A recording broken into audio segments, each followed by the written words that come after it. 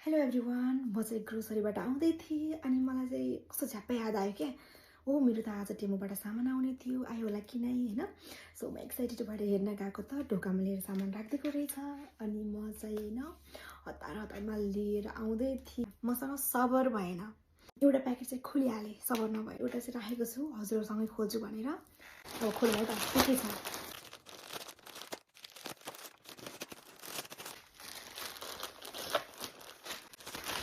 यो चाहिँ टप्स रहेछ है त, यस्तो टाइपमा छ। यो लगायो भने चाहिँ राम्रो देखिन्छ होला।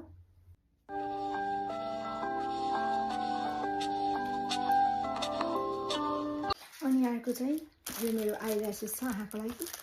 मेरो अर्को चाहिँ छ मोबाइलको ग्लास छ। यो चाहिँ यसमा चाहिँ मोबाइलको ग्लास छ। यो टी सर्ट छ एउटा, मसँग स्कर्ट छ येल्लो र ब्ल्याकमा, सो त्यससँग म्याचिङ हुन्छ नि त ठ्याक्कै। अनि यो चुज गरेको मैले चाहिँ।